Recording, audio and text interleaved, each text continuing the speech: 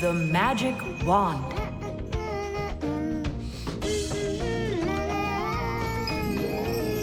Oh, Tom Thomas, how did you get here? It was a piece of cake. I just got this cool magic wand as a gift, see? Wow! There's no such thing as a magic wand. I don't believe you. You just wait. Any wish is the wand's command. Check it out. Today I want my school to be closed. Golden wish, Tadish! Tom Thomas, your teacher from school just gave me a call. She said your school has totally disappeared. How odd. So I'm not going to school? Well, how? Instead of school, we'll go to the park. Hooray! Real magic. Oh, it's so great. No, there's no magic. They're only illusions. I don't know what illusions are. It's when what we think we're seeing is not what is actually happening. Have you ever seen a magician pull a rabbit out of an empty hat? Do you think it's magic? No, it is only an illusion. In reality, the rabbit's hidden inside the table that the magician puts his hat on. The lid of the hat is made with a secret hatch. And when the magician puts his arm inside the hat, he grabs the rabbit from the table below and ta-da! How every magic trick works may be a secret, but every illusion does have an explanation. I'm telling you, this wand's totally magical. Right now, I can make a rabbit appear out of this trash can for you. Golden wish, Tadish! Oh, that wasn't the idea. Looks like a dog to me. Wait, one more time. Golden wish, Tadish! Golden wish, Tadish! Tom Thomas, will you cut it out? One Chusaka was already enough for us, and now there's 3.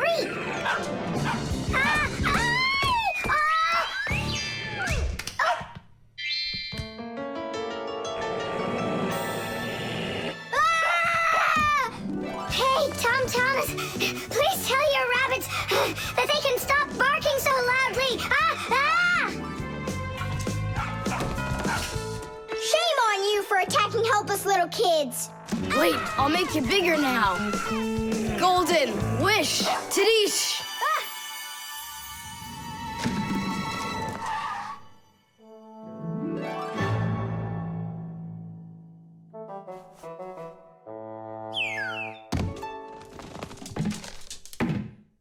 What? You scared? So you're only brave enough to chase little kids around?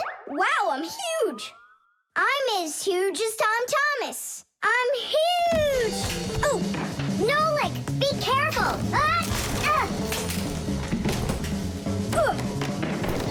How can you live being this tall? It's so inconvenient. And I thought it was tough when you were so tiny. Tom Thomas, are you ready? Hey, why do we have 3 dogs all of a sudden? Oh, my word.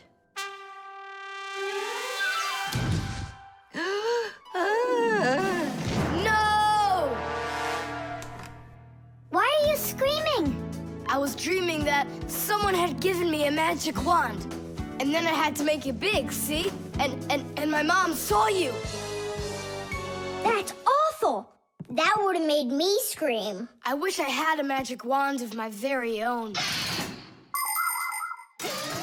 We Fixies aren't ones to believe in magic, but we do believe in what humans can do, because humans often work wonders. For ages, flying in the sky seemed to be an impossible dream. But today, anyone can take off to the sky in an airplane. It used to be that humans thought that only magic could take them to the moon. But now astronauts have already walked on its surface. In fairy tales, people were able to see and talk to each other through a magic mirror. But today we have the internet and telephones we can use. Refrigerators, televisions, automobiles, computers. There are so many things that humans have created. Wondrous things that they used to only be able to dream about. Like a miracle from a fairy tale. A magic wand? Why do you need it? First, I'd skip school today. Tom Thomas, are you ready? I told you, we're going to the park. And what about school? I'll skip it? Good joke. Could this be a dream too? No, it's just that today is Sunday, and that's the magic of it. The Piggy Bank. Mwah! Tom Thomas, why are you throwing away your money? That's not what I'm doing. I'm storing it. This is a piggy bank. Oh, here's another coin. I don't like its snout. That's one very suspicious-looking pig. Are you positive your money's safe with her? Don't worry. Whatever I put into my bank here is not getting back out. This piggy bank won't give up a cent. You greedy piggy! Come on, Nolik. Simka must have taught you about how banks work. Humans came up with the idea of piggy banks because they wanted a good place to save their coins. For storing lots of money, people use a safe, a large metal box with a very strong lock. Now that kind of piggy bank's almost impossible to break open. The biggest safes are in banks. Banks use them to store their customers' money and other valuables. There are even safes in banks that are whole rooms. You'd need an awful lot of change to fill up one of these piggy banks. So why are you saving up all this money? For roller skates. How much more do you need to save? I don't know. I can't see if there's enough in there. Then just go and open it. But there's no way to do that. The only way is to smash it real hard. So smash it. Nyeh, forget it. I have nothing to put my money into. But what if there's already enough for roller skates? And what if there's not? All right, then I guess I'll count your money for you.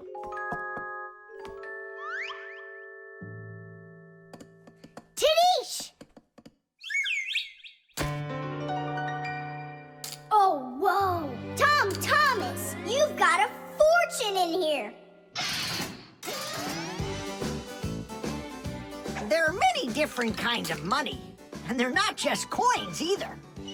Long ago, people paid each other with shells and squirrel skins and even parrot feathers. And of course, metal coins are more convenient than any of those things. And paper money is even more convenient than coins. One piece of paper can be worth as much as 100 coins, or even 1,000. All that needs to be done is to print more zeros on it, and that's all. Today, humans can pay for almost anything without paper money or coins whatsoever. If you have enough money in the bank, you can just walk into a store, give the cashier your bank card, and take your purchase home with you without handing over any money. The bank knows how much money you spend, and they pay the store for you later. It's so convenient. So, will you count them? Here we go. 1 coin and 2 coins. Wait, Nolik. What 1 coin, 2 coins? What are you counting? You have to add together all of the different numbers. Huh. You should have told me that before. I never learned how to. Yeah, that's what I figured. Come on out. Hut! Hut! Hut! What can I do? What if you try stacking the coins so they're like stairs? That's what I'm already doing. Ah! Why don't you try tilting the piggy bank over? Hang on. Stop! I'm getting buried! Put it back the way it was before! This is worse! Ah! Just put the pig down! Nolik, hang in there, please. I'll get some thread and lower it down to you. Ah! Eeh! I can't get a hold of it. It's too far away. Hey, Tom Thomas, smash the piggy bank. What? Just smash your piggy bank. But I like it. And what, you don't like me? Of course I like you. Well, who do you like more?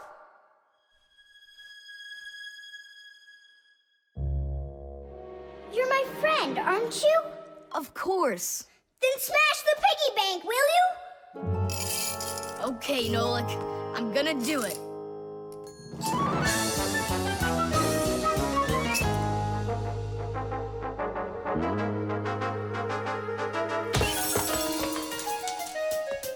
Nolik, are you okay?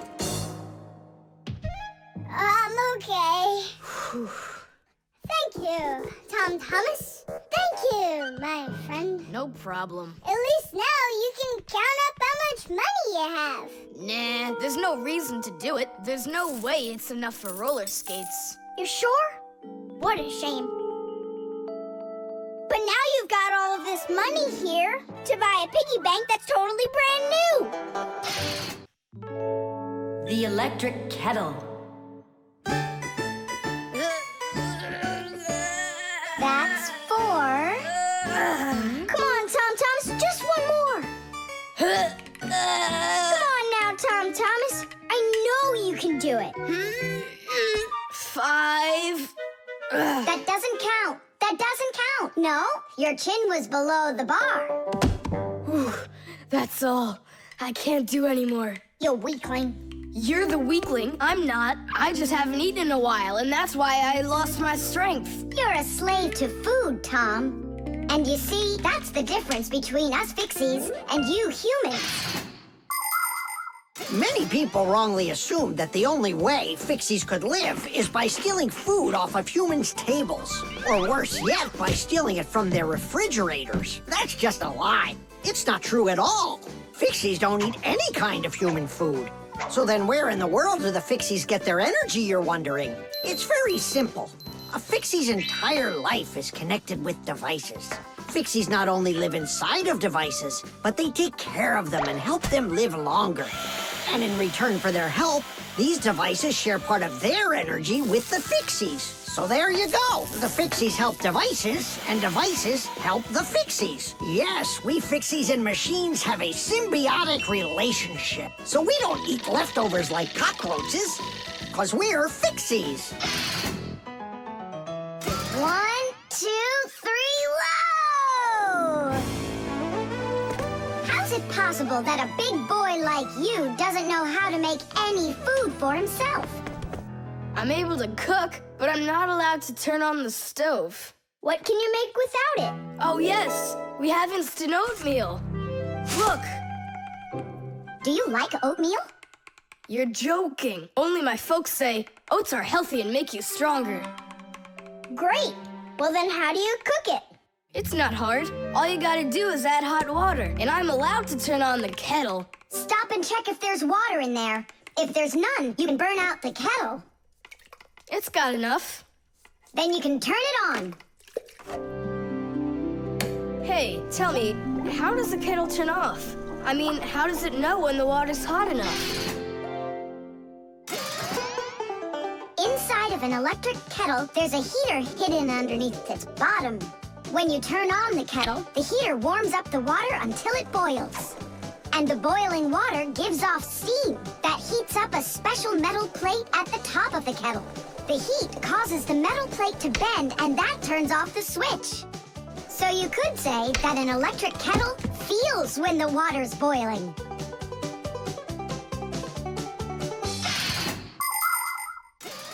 Okay, now I understand.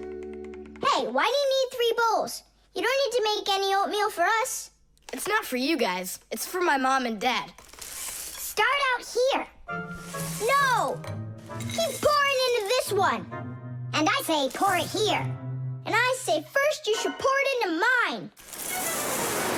Oh, Nolik! Where are you? I'll find him. Hang on, I'm going in. Ah! Simka! She was right over here. Nolik!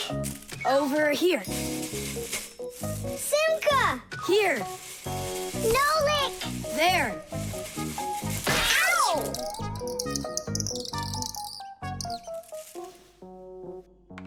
Hey, where is your other boot? It got lost. Up there in the oatmeal. That must be your parents. Let's get out of here. Hey, and what about your shoe? Don't worry, I got another one. Hi, Tom Thomas. We're back. You must be hungry. We'll make you something to eat. But I already prepared us some food. And the water's already hot. Wash your hands. Tom Thomas, don't touch that kettle if it's hot. I don't want you to burn yourself. Yum, yum, yum, So yum. today we're eating oatmeal for dinner. Delicious. Maybe you have something else? Why something else? You're the ones that say that oatmeal's great for you and that it makes us stronger. Well, yeah, that's what we say. I'm glad that our son pays such careful attention. Isn't it delicious? Really? Huh. What's that? Oh, look, you found the boot, Dad. What? It's nothing. Just eat your food and don't get distracted. I'd like to see that oatmeal all gone, okay? And whoever doesn't finish won't get any candy. The solar battery. Let's see. 3 times 648. He won't get it himself. Nope. Well, I bet he will. Tom Thomas is so smart. Yeah, smart, but lazy. I'll bet you a flick in the head. Then get ready. Huh? Shh. We promised. We can't bother him during homework time. I really wish I didn't have to write this out. Why write everything on paper when you got a calculator? I knew he'd say that. Without a calculator, he can't get it. It seems like the batteries are dead. Did you see that? The calculator won't turn on, so he's gonna have to solve it by himself. What's the problem? Come on. Where are the batteries here? Simka and Nolik, just come out already. I can hear that you're here. Hi, Tom Thomas. Well, you can't figure out where the batteries need to go? I don't get what's so funny. Because there are no batteries inside of this thing. What do you mean, no? Then where does a calculator, get a... Where does it get electricity? Uh-huh. There's a solar battery in there. The sun turns it on? A long time ago, it was discovered by scientists that some materials produce electricity when light hits them. Sheets that are made out of these materials are called photoelectric cells. By connecting a few of these photoelectric cells together, you can build a solar battery. A solar battery in a calculator sits behind a small clear window. And when light hits the solar battery, it produces the electricity that powers the calculator. I don't see a little window anywhere on here. That's because you covered up the window with a sticker for some reason. The reason is that it looks great. Good job. It looks really great, but it can't work now. Well, farewell, sticker.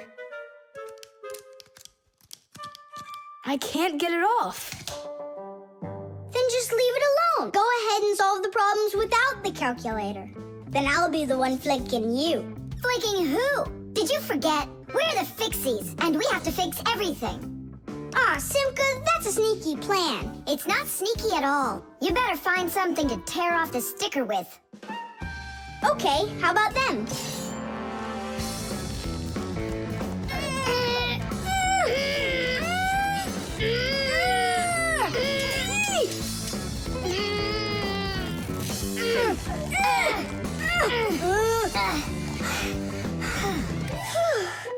It'll take forever doing it this way. Yeah, I got an idea. Let's use this paper clip. And what's next? I'll just stick the end to the paper clip and then wrap it around. Tidish! With the help of solar batteries, we can produce electricity without burning any oil or coal. Unfortunately, these batteries aren't very powerful. A calculator can get enough energy from a small little battery.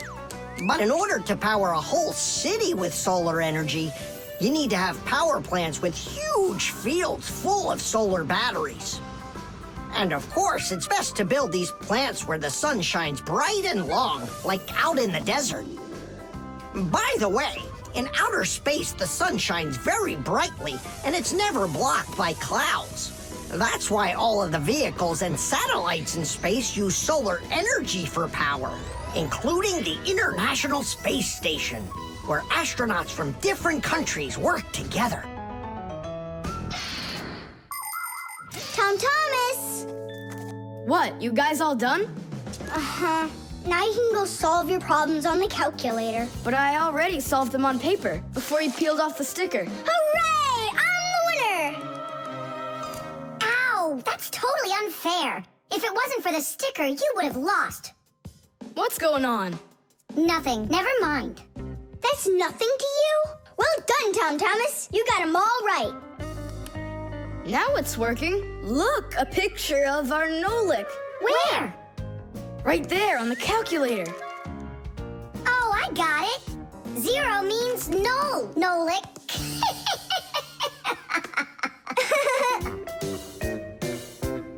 Good one. The microphone.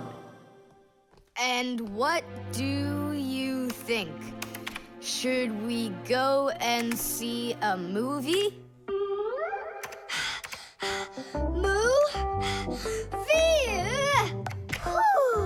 Hey, you didn't type everything that I said. You should listen more carefully. And you should try using less words. Nolik, hey. Alley-oop? What are you arguing about?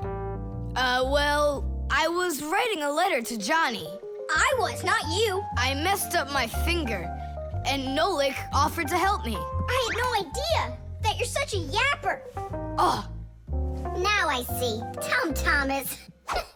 Didn't you know that you can call Johnny straight from your computer? you sure? You see that picture of the phone? Just click on it.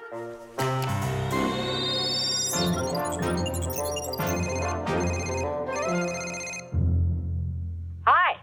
So what movie do you want to go see? Hey there. I don't care. Just not pirates and those robots. Hey, Tom Thomas. Why aren't you answering me? I am answering you. Hello? Hello? Talking to the microphone. I don't have a microphone. There you go. End of conversation. All right, then talk right into there. Simka, come on. You use headphones to listen. It's a joke. It's no joke. We talk into microphones and listen through headphones. But both of these devices use a special membrane to do their job. The membrane inside of a microphone is used to capture sound that is then sent through wires as an electrical signal. And inside a pair of headphones, a membrane helps turn that electrical signal back into sound. So it turns out that a microphone and headphones are built in a very similar way, even though they are used quite differently. And so I talk right into here? Johnny, hello? Just wait a second. First, we need to plug your headphones into the hole where the microphone gets plugged in. Ah, I get it. Go ahead. Now it's a microphone. Johnny, I'm here. Can you hear? Yeah, he can hear, but you can't. Nolik, switch it over to the headphone jack. I already saw a robot. And I already saw it. Nolik! I don't think there's anyone who didn't see it. You didn't see it? Then let's go see it. No, I don't wanna. I think the robots will be even more boring than the pirates. Do you want to see the pirates?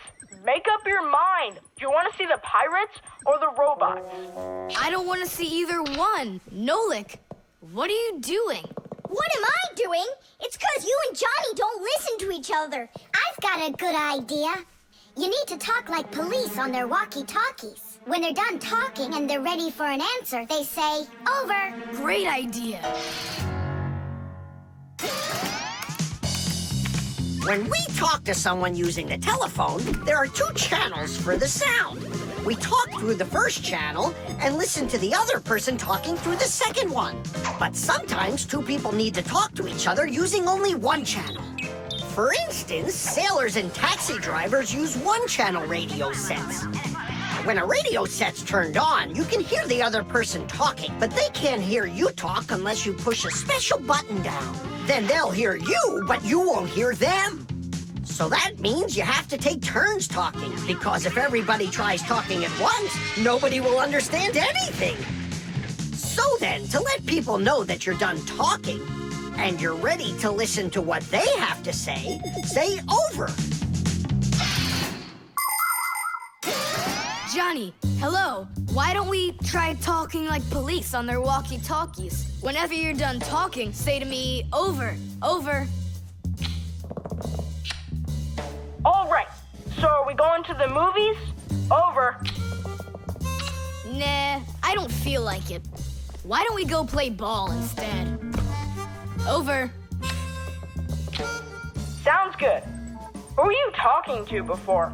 Over.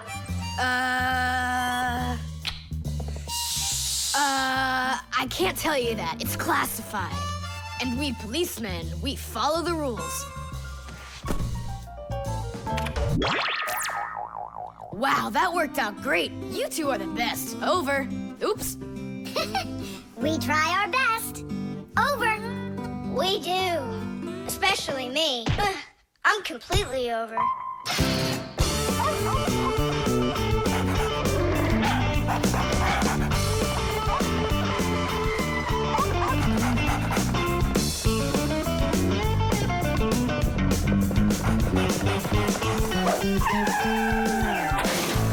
Chusaka!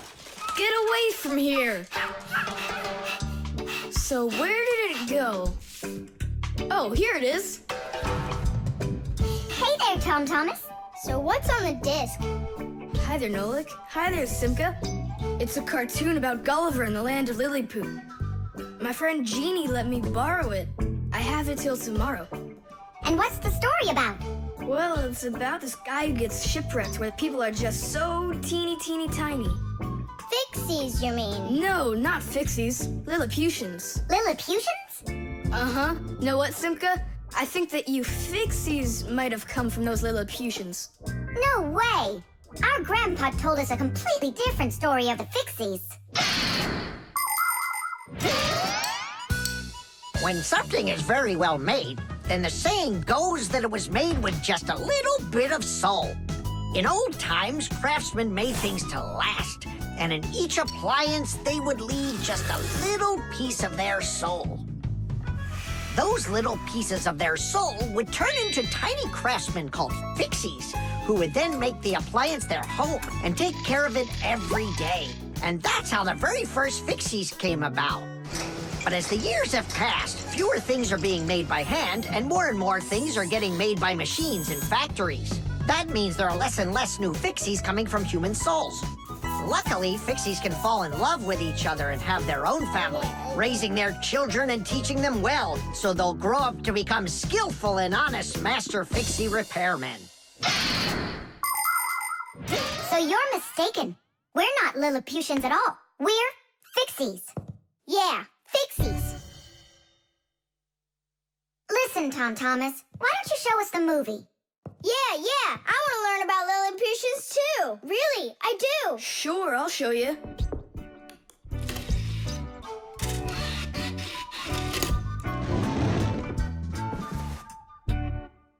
Oh no, what's going on? I broke it. I can't give her back a disc that's messed up. Don't panic. We'll take a look at it. Come lay it down over here.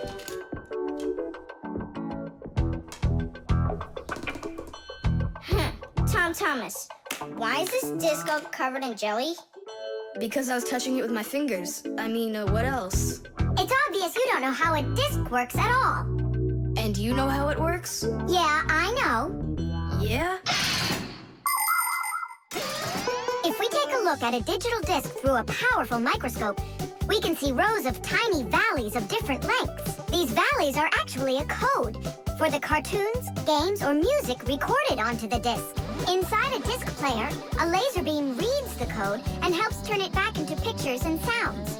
But if you scratch the disc or smudge the disc with dirty fingers, the laser can't read it and the disc won't play. That's why you need to keep discs clean and stored in cases. So that's why you should only hold discs along the edges. And when you're done watching them, you have to put them back inside their boxes. And what about this one? Do we have to get rid of it? Not so fast. Nolik, this calls for a major cleaning. Let's get the brooms.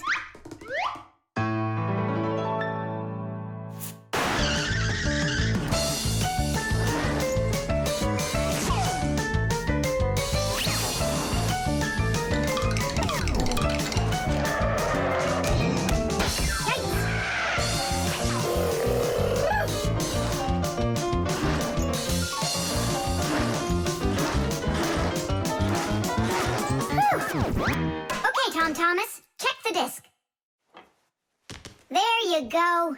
Now you're holding it right. Hooray! The disc works fine. Hooray! Now we can watch the movie about the Lilliputians. Hey, Gulliver, why are you sitting there? You've seen this movie already. I know in what? What? Look at that pile of discs. Where do you need to put them? In their boxes. The string lights. We're almost all done. Yeah! Now Santa Claus is gonna come over. He'll say, 1, 2, 3, lights light up the tree. Then we'll get our presents. The real Santa Claus? Yeah, for sure. The real Santa Claus will come to you? You'll see for yourself. He comes to me every year. Okay, so let's practice. 1, 2, 3, lights light up the tree. Huh? Oh, the string lights burned out. And we don't have another one. Tom Thomas, Santa Claus is almost here. Is the tree ready? No, not quite yet. Oh no. What are we gonna do? I'll be right back. Tom Thomas, what do you think? Will Santa Claus give you any presents if there aren't any lights on the tree? No way. It's not right without the light. It just wouldn't be magical. Papus, Marcia, Santa Claus is about to come to Tom Thomas, but the string lights on the tree, they all burned out. They all burned out? Really? The bulbs in a string light are connected together like a chain with a piece of wire between each bulb. When you turn on a string light, electricity flows through the wire, lighting up each of the bulbs along its way. But if any of the bulbs gets burned out, the circuit will be broken, and the electricity will stop flowing. That means one bad bulb will make all of the lights go out. So if you want to fix a string light with a bad bulb, the answer is really simple. Just find the bad one and put a new one in. So, do we have a spare bulb around here? I'll get it for you. I know where it is. Tom Thomas, hold up Santa Claus for a while. We need a little time to find and replace that bad light for you. I'll try to. Tom Thomas, Santa Claus is already here. Ho, ho, ho! I got one thing to do. So, let's find the bad bulb. Okay, Papoose, let's go. This one's working. Maybe this one burned out. Nope. And that? It lights fine. Santa Claus is getting very hot out here. Hold on. Simka, what's up? We checked all the bulbs, but couldn't find a bad one. I guess this year won't be magical. Okay, Mom, just come on in. Ho, ho, ho! Hello there, Tom Thomas. So tell me now, have you been good all year? Huh, why aren't the lights on the tree burning? So then let's say it together. 1, 2, 3. Ow! Papoose, I found one more bulb. Here's the one that's not working. 1, 2, 3. Light up the tree. Huh! Now we need to replace this bulb with a new one. So where's Marcia? Show your light, O tree. Hooray! Ho, ho, ho, ho. That was really hard. I see you already got it shining. But where did you manage to find a new bulb? We got Papoose to act as the bulb. Tidish! Tidish! What a hero. Pull me up so we can put this bulb in. On Christmas Eve, on Christmas Eve, on Christmas Eve, our spirits light up. Whoa! And on the tree, Yeah! on Christmas Eve, Nice box. the lights burn brighter. Every year when no one is expecting, from some place that no one could conceive, appears a little miracle before us.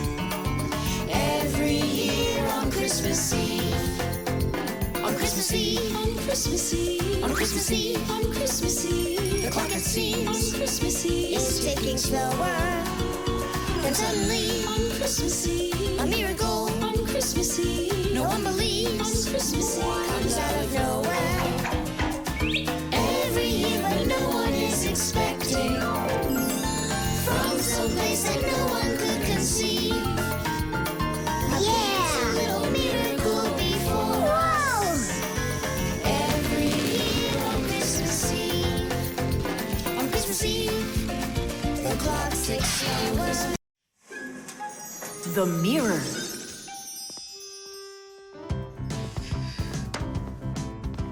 Hi there, Tom Thomas. Why has this mirror been standing here in the hallway for a whole week already? My dad can't seem to find any time to hang it on the wall. Are you sure it won't fall? It hasn't fallen so far. So, Nolik, do I look like Spider-Man? Ah! No, you don't look like him at all. Yeah! Hey! You can't climb on walls like Spider-Man. Yeah, I'm sure you can do it. I can do it. Just give your chewing gum to me.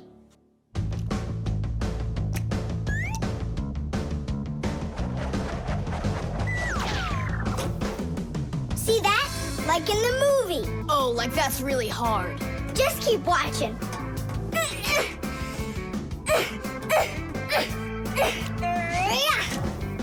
That's hard. Feast your eyes and see what the only spider Fixie in the whole wide world can do.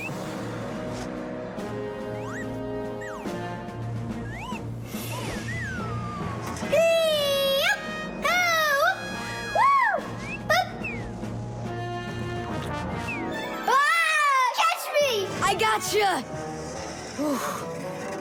The mirror! Whoa!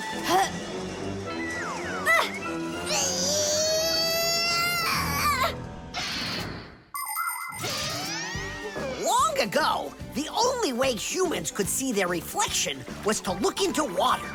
The very first mirrors appeared about 5,000 years ago. They were made out of silver or bronze. Legend has it that the Greek scientist Archimedes once burned down an entire enemy fleet with the help of mirrors like these.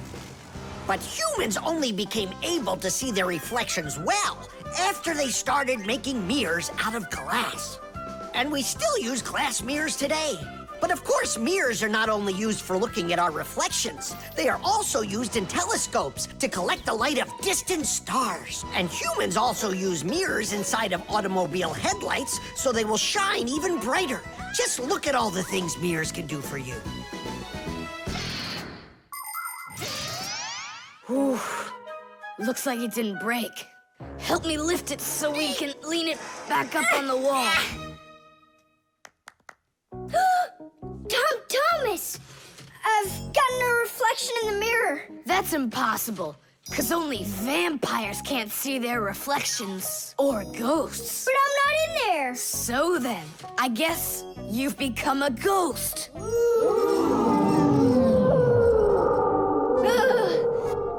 not a ghost. I don't like them.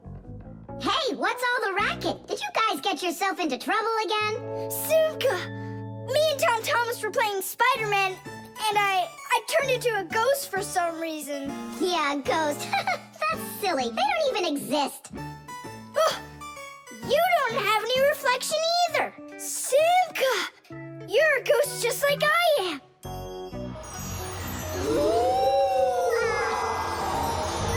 That's just goofy. Look! Just look! Here I am! Well, hi there. But why couldn't I see myself over here?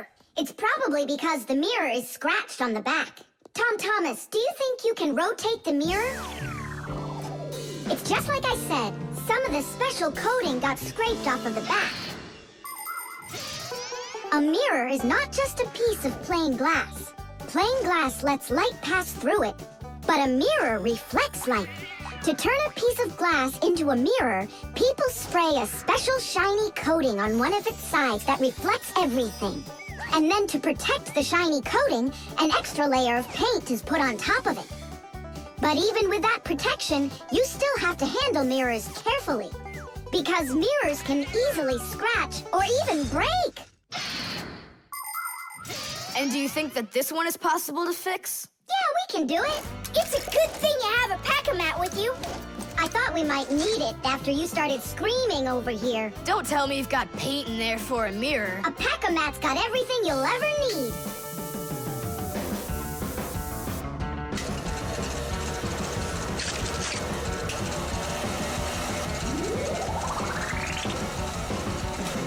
It's all ready. My dad's coming. Tom Thomas, what are you doing here? Checking if you hung it. Yeah, right. I'll definitely hang that mirror on the wall soon. Like tomorrow. Or next week. The drain. Hey, Nolik, come help me. The fan in the computer needs dusting. Not right now. Me and Tom Thomas are painting a card for his parents' anniversary. Oh, look, poor you. You must be so tired. Hi, Simka. It's really great you're here. I have a question. 12th anniversary, is it spelled with an F or is it with a V? You know what? First put down the number 12, and then put a dash on there, and then a TH. Oh, right. But first I'll change the water. I'll be right back. Oh, Mama left her ring here. Whoa! No! Oh no, what have I done? I spoiled my mom and dad's special day. Where? In the bathroom? My mom's ring was lying there, and I dropped it into the sink, and now it's washed away. There goes the day. It didn't wash anywhere. Don't you know anything about how a drain trap works? About a what? A drain trap's a special curved pipe under the sink basin. Water flows out of the faucet and flows down into the drain trap, and after that it goes down to the sewer. But when you turn off the water, not all of it washes away. Some of it stays down in the drain trap. It's made that way so the smell from the sewer won't get back into the house. A ring is much heavier than water, so if you happen to drop it down the drain, it won't wash away. It will stay at the bottom of the drain trap. Well, that means we still got a chance. Yeah, but how in the world can we get it out of that trap? Who knows? I don't know how to swim. Don't worry, it's all under control. Do you have any thread? Plenty of it. Go get it, and I'll be back in a flash. I can't fix it like this. I need my welder. Papoose, I need to borrow your pack-a-mat for a little while. Now that's a coincidence. I need to use it too. Marcia, then I need to use your pack-a-mat. What? I'll bring it right back. Hey, where are you going? Just watch what you're doing, dear.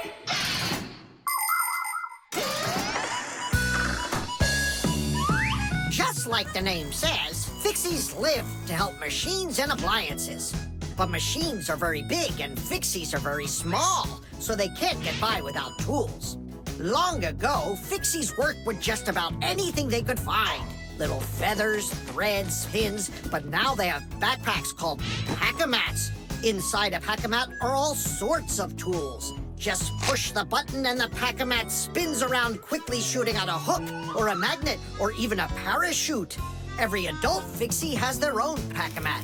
But before children can get them, they have to go to school and study hard and then pass an exam before they have the rights of a full-fledged Fixie. And it's only after all of that that young Fixies get their own pack-a-mats.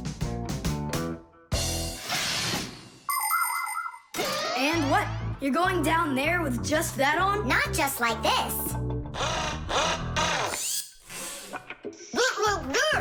Yeah, like that. Huh? She was just saying, when I tug on the thread, you need to pull me up. I got it. He just said, I got it. She said she doesn't need me to repeat what you say.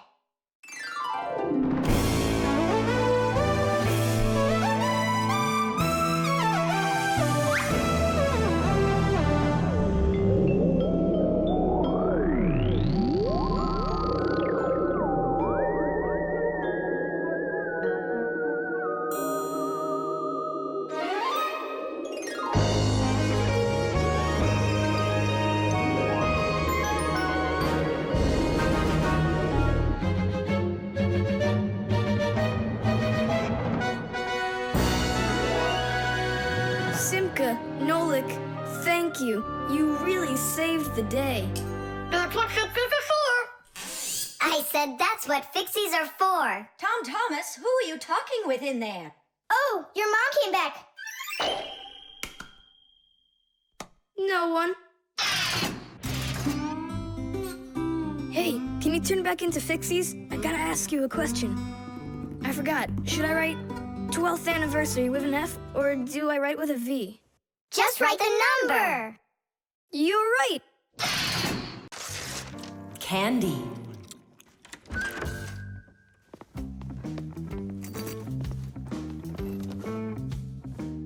Nice black eye. Tom Thomas, did you fall? How did you hurt your eye? I had a big fight with Johnny. Oh, wow! How could you? What was the fight about? We argued over who's cooler, a racer or a boxer. A race driver's cooler. Of course! That's what I said to him. But Johnny had to prove it's a boxer. Well, He proved it all right. Can't you see? you don't prove anything at all by fighting. What a profession, a boxer. Yeah, now your dad, he's got an amazing profession, a journalist. He gets to travel to different countries and brings back all sorts of funny stuff. They even show him on TV. No. What do you mean? Boxers are cooler. Everyone's really afraid of them. Don't be gloomy, Tom Thomas. Have a candy. I've got a good idea. How about a taste tester? That's the best job. And what is he testing?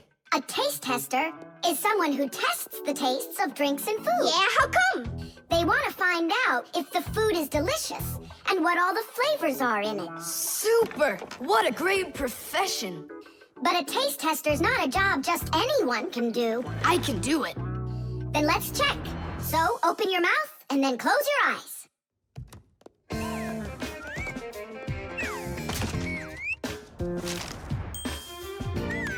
Try to figure out what the flavor is inside of this piece of candy.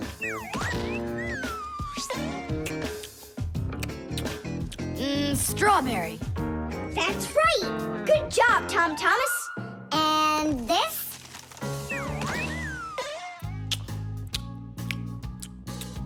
That tastes like orange. You missed that one. It was lime. Yeah, Tom Thomas. If you want to be a food taster, you're gonna need to do some serious practicing. Let's do it. Raspberry. You got it. Simka. How do they get the candy to be hard on the outside and filled with liquid on the inside?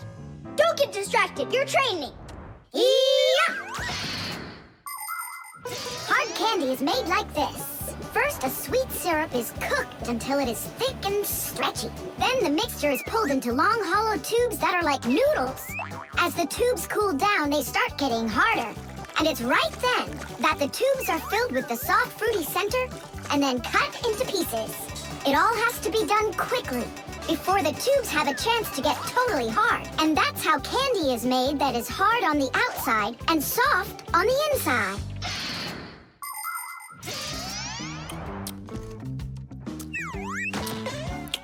It could be strawberry, only I just can't tell anymore. Ouch! What's wrong? My tooth. Was I hearing things? Or did someone yell? Oh, I got it. Come on. Let's take a look at your tooth.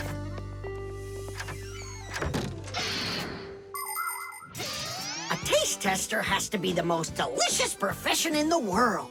They taste all sorts of things like cheeses and chocolates and decide which ones taste better. Everything is tested for taste, even water, because different waters taste differently. There are also testers who don't test food and drinks, but rather they test the smells of things like deodorants or perfumes. Not everybody can become a really great tester. First, you have to be able to tell apart all the different tastes and smells. You also need to know when it's time to stop, or you can make yourself sick and lose your ability to tell things apart. That's the reason why taste testers only take very small bites of food and very, very little sips. If you're gonna have a bad tooth, it's good to have a mom who's a dentist. That's true. She's a good dentist. She'll fix it in no time. She'll pull that tooth right out.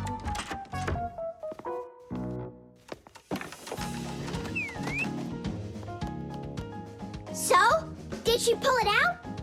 Nah, she just gave me some medicine to gargle. Your tooth, does it hurt? Yeah, it hurts a little.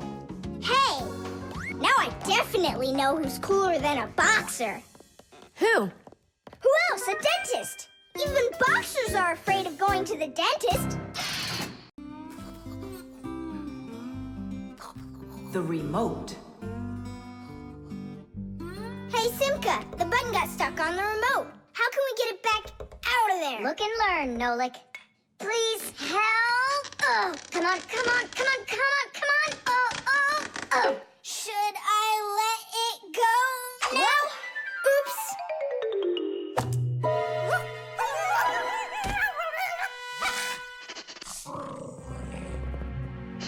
Nolik, hide somewhere.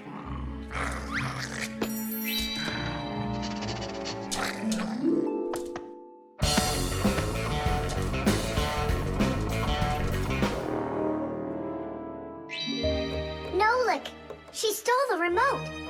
Nolik? Where are you hiding? Nolik! Hello there, Fixies. Hey, where are you?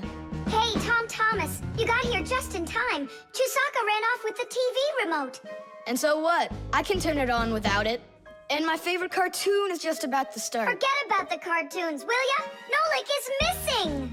I'm afraid Nolik hid inside of the remote. And Chusaka took it. Oh no, Nolik's in big time trouble. Tom Thomas, there must be something you can do! Chusaka, Chusaka, come here. Where is that dog hiding? I'm gonna go look in the other rooms. Simka, Tom Thomas, here I am. I'm over here. For now, I'll wait here. Chusaka's not out there. Where are you? Hey, Simka. I ran to get a pack-a-mat. What are you gonna do with it? I'm gonna search for the infrared ray that comes out of the remote. That's so great! But what is it? I'll explain it to you. Inside of most remote controls, there's a special type of light bulb called a light-emitting diode, or LED for short. When we press a button, the LED sends an invisible infrared ray. And in the TV, there is a receiver for these invisible rays. The TV understands the command that comes from the remote control and carries it out, like changing the channel or the volume.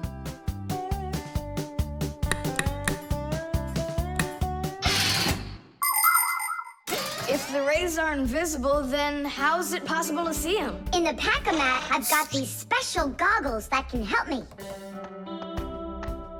And now what? Yell to Nolik. Get him to close the contact on any one of the buttons. Nolik! You gotta push one of the buttons down on the remote. A button? But how am I gonna do that? Wait, 1 second. Chusaka Chusaks with a brain full of rocks. Meow. Meow. Oh, Mama Mia. Now she'll eat me together with the remote. Nothing for you here. But here's something. There he is. He's over there. Chusaka, come here. Do you want a hot dog? So you want to play tough?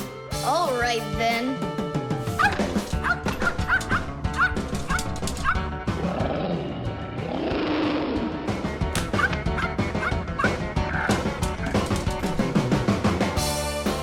Hooray! You're in one piece. How did you find me? By looking out for the remote's rays. It's just a shame it's impossible for me to see him. What are you saying? You can! If you want to see infrared rays, all you have to do is look through a digital camera. Try it for yourself. Turn on the camera on a mobile telephone. Now go ahead and press any button on the remote control and point the camera toward the front of it. You'll see a bright dot on the screen of the camera. That's the light-emitting diode working. It's letting off a special light that can't be seen by the naked eye. It's also possible to point the remote control at a mirror. And then through the camera, you can see how the light-emitting diode turns itself on. So what that means is that invisible rays bounce off of a mirror in the same way that regular light does. So you can control the TV by bouncing the light from a remote control off of a mirror. You don't believe me? Then go ahead and try it yourself. By the way, if your toys weren't all stuffed under the bed, we would have found the remote without the goggles. Don't worry about it. When the cartoons are over, I'll put them away.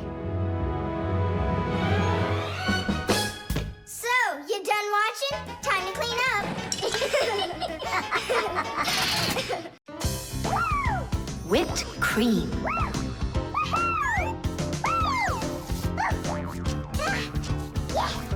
Nolik, please stop your jumping. Your head's gonna fall off. Don't worry, it won't fall off.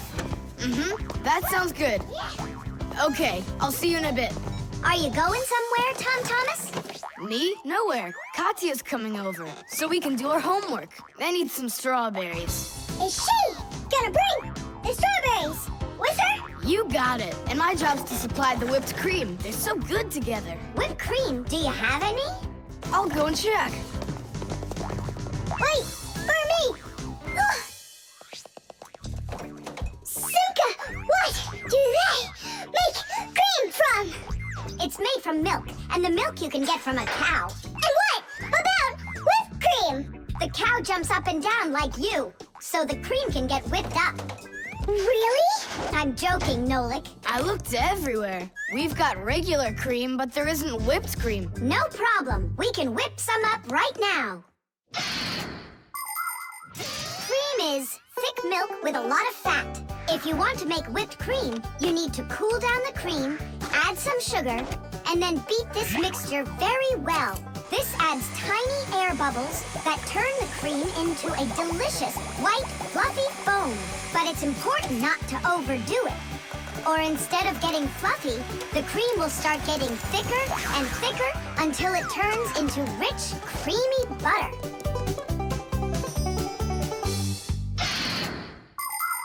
How are we gonna whip it up?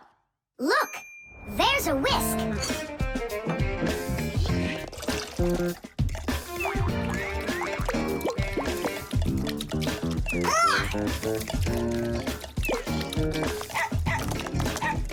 No!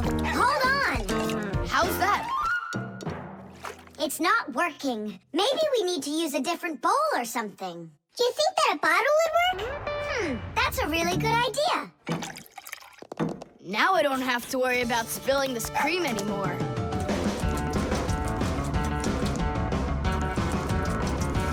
Shake it with both hands. Come on, come on, come on, come on, come on, come on, come on! Shake it harder, Tom Thomas! That's all. I'm just too tired. The cream looks exactly the same as when you started. You didn't try hard enough. Oh, really? Then try whipping it yourself. I got it. That's who's gonna help us. Chusaka? Yeah, awesome. Bring it down! A little more! Perfect! Open it up. Chusaka, Chusaka, the brain full of rocks! Na, na, na, na, na.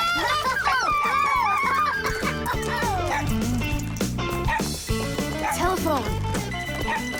This is even cooler than jumping on the trampoline! Yahoo! Yeah? But why can't you? What a shame. It's fine. Come on over anyway.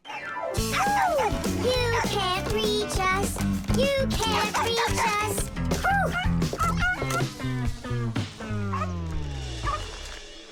I'm so tired. I'm sure that at least we got the cream whipped up. Oh, see that, Simka? There's no cream left. Just some yellow stuff. It's butter, I'm sure.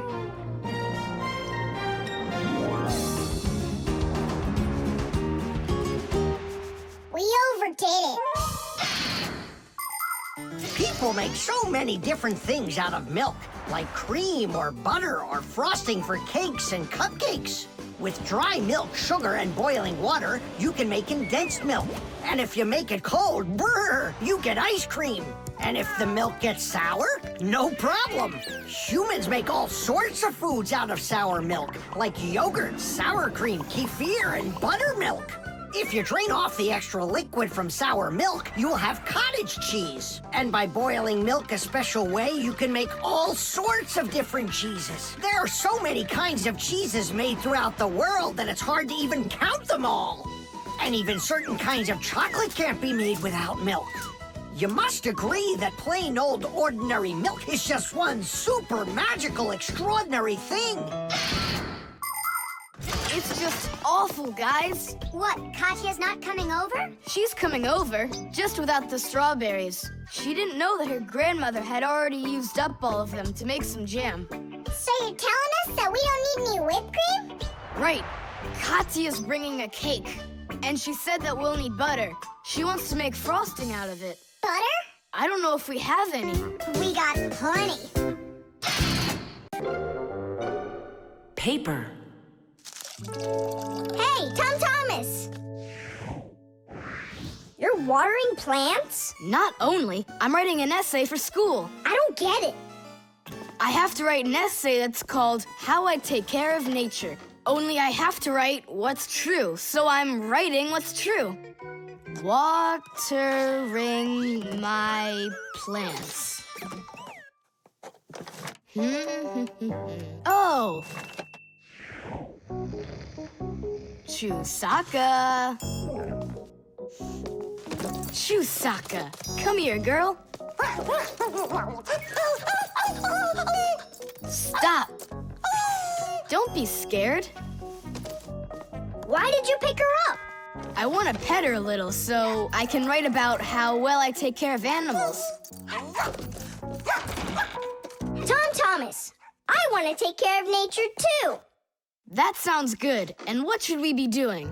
We could try saving air by not breathing as often. Awesome idea! Way to go! Saving air! Let's go for it. And ready?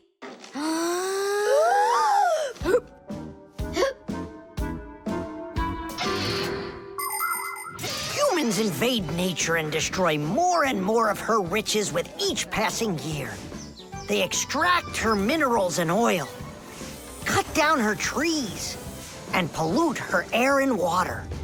They do all of this to produce food and all sorts of other things.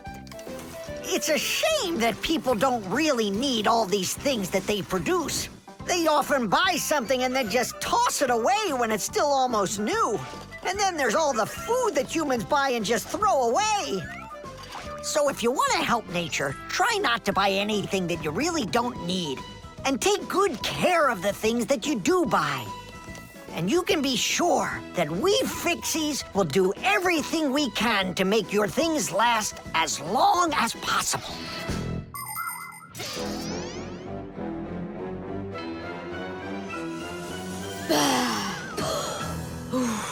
That's it. Now we can write it. Uh-huh, write this. I also do my duty by saving air. A whole 20 seconds worth. You got it? What's that noise? Huh. I must have left it running when I needed some water for my plants. Tom Thomas, I think you should write that you're saving water, too. It really matters, because there's not enough of it. Nolik, that's a good idea. Let's add that.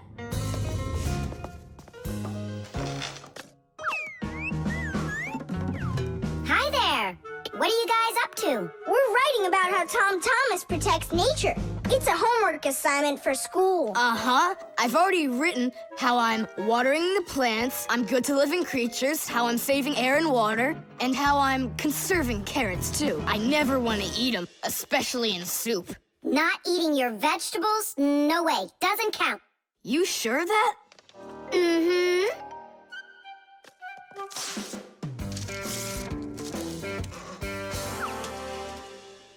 Why did did you rip your paper out? You won't let me say how I'm conserving carrots, right? So I'll have to rewrite it. You're not taking care of nature. What? Where'd you get that idea from? That's all I'm doing. No. When you keep on throwing your paper out, it means you're not taking care of trees out there. What trees are you talking about? Didn't you know humans make paper out of trees? Humans make paper by cutting down trees and shredding the pieces into chips. The chips are then placed in water, chemicals are added to the solution, and then it is all mixed together into a mushy, watery substance called pulp. Next, the water is drained from the pulp, and with the help of huge rotating drums, is flattened into thin sheets of paper. So you see, to make new paper, humans have to keep cutting down trees. And you should know this. If every person on the planet would use one less sheet of paper, you know, they'd save 1 million trees all together. You sure? I'm sure. And now that you know about trees and paper, what are you gonna do next? Hey, you know, I've decided not to write any essay for school. You what? I want to help save more trees by using less paper, that's all. Oh, Tom Thomas, you're my hero.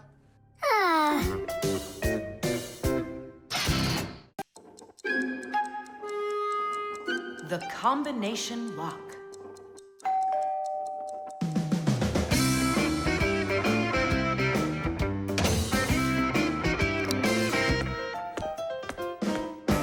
He's home.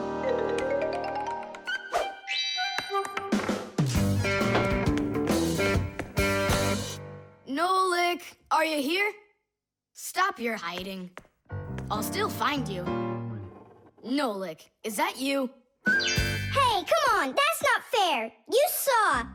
Let me go again. I don't want to. You want me to play hide and seek when I got a brand new game to play with? Where is it? I don't see it anywhere in the room. I took it to school with me. For what reason? To show it off.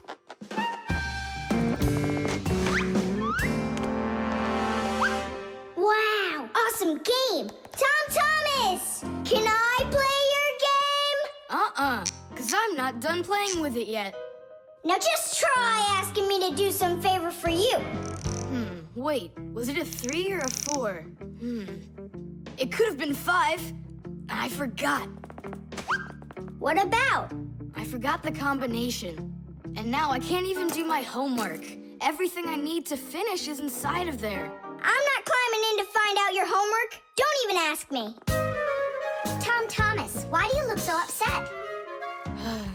The code for the lock. I don't remember it. Don't you worry. Ha! We'll open it. I know all about a code lock. A simple code lock is built with a few discs that have numbers on them. In the center of each disc is a hole with a notch. When all of the discs are turned so their notches line up in a straight row, the lock's pin can slide out freely.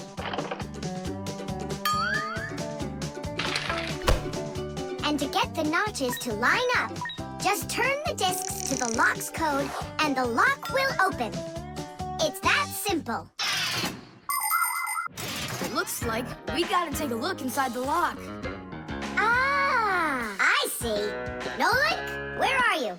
There's work to do. I won't do it. I'm not gonna help such a greedy boy. Nolik, won't you help me out here?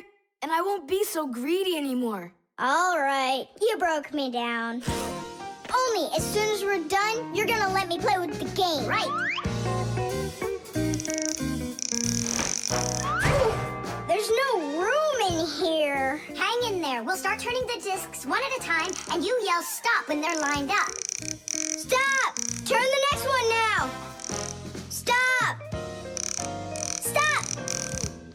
Now try. Yes! Alley-oop! Titties! Hooray!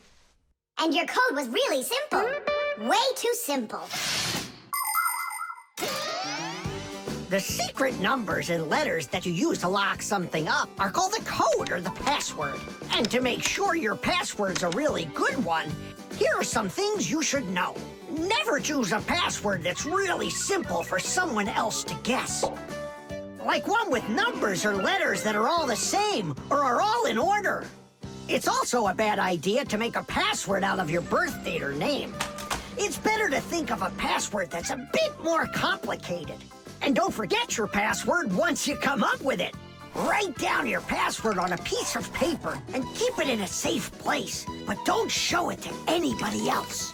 And then, if you happen to forget your code or password, you'll be able to remember it with the help of that piece of paper.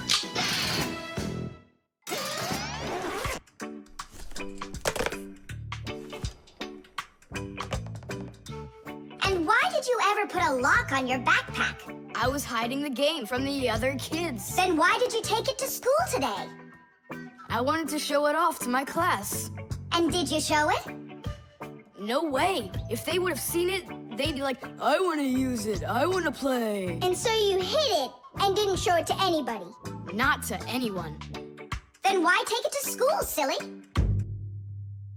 To show it off there. You're just some show-off. You're just some greedy... Oops, sorry. Once greedy boy. Will you let us play now? Play away.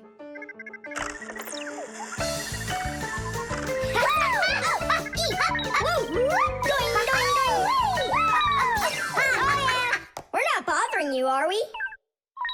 Can you jump a little easier? You're shaking the whole desk. The zipper. Hey, Nolik, look. Why did Tom Thomas go to sleep like that? Maybe it was some kind of homework for one of his classes. Uh-huh, gym class homework.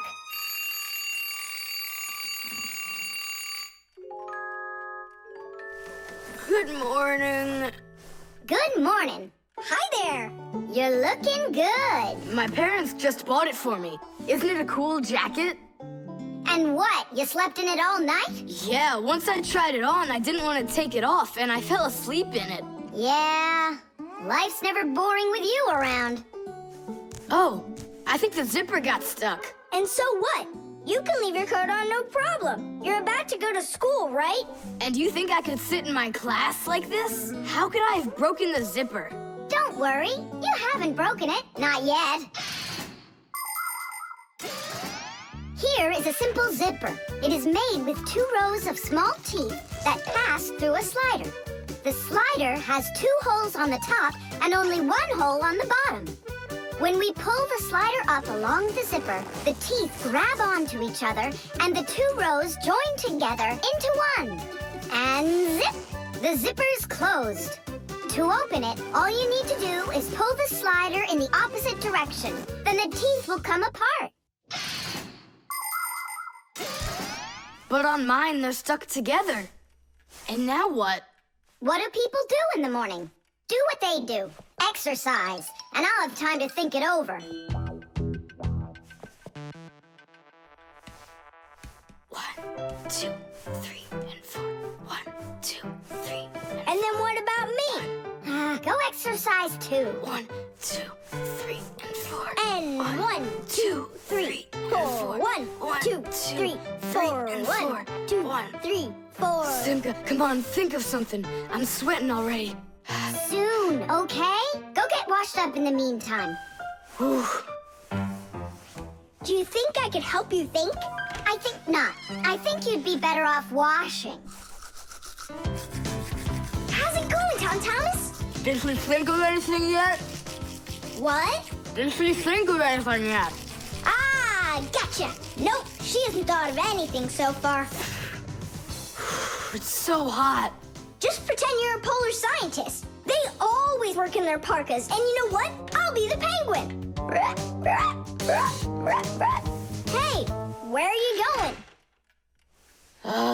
I can't take it anymore. All right, just sit right here, and I'll try to find the problem.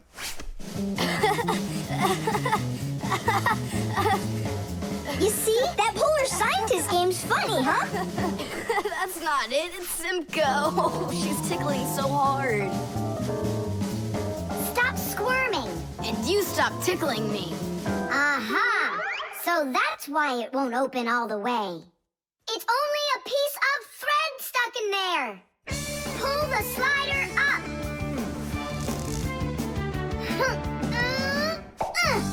Tidish! You can unzip it now. Thanks so much.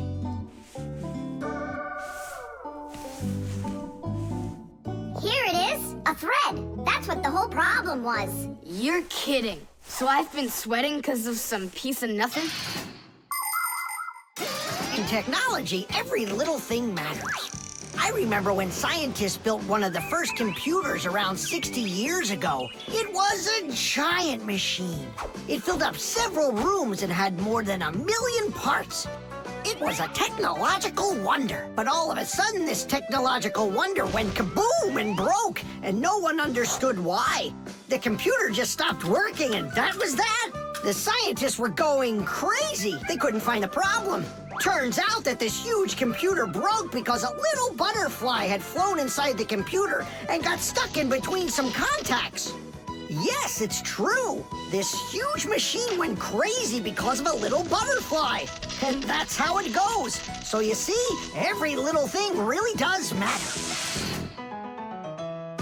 Tom Thomas, breakfast is ready. What are you doing in your jacket? It's 'cause I was playing Polar Scientist. Simka, what took you so long to figure it out? I just thought it would be funny to see Tom Thomas do his exercises and brush his teeth in his coat, that's all. That was your plan? Well, yeah. Can I joke around a bit? The lie detector. Simka! Shh, quiet. I'm on a stakeout here. Who are you staking out?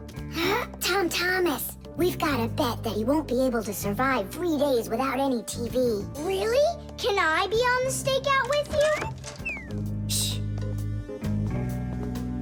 Simka! Ha!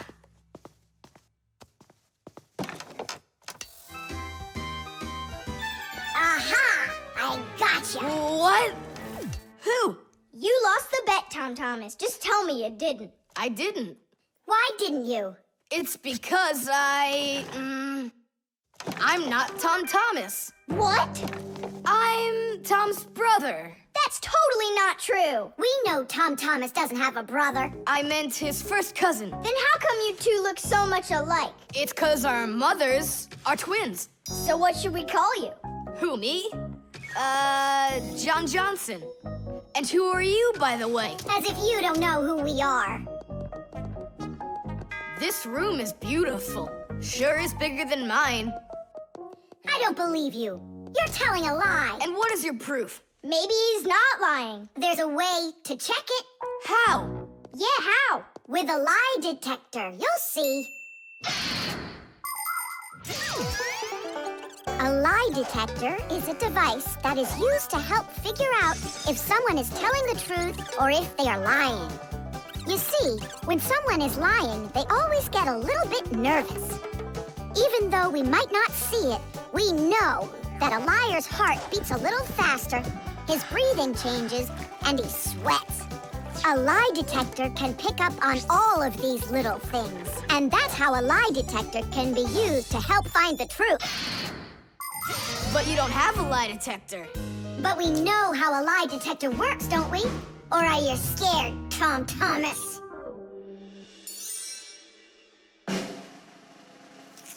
What's that for? To listen to your pulse. How come? So I'll be able to check how fast your heart is beating. And Nolik? He's gonna keep an eye on how often you blink.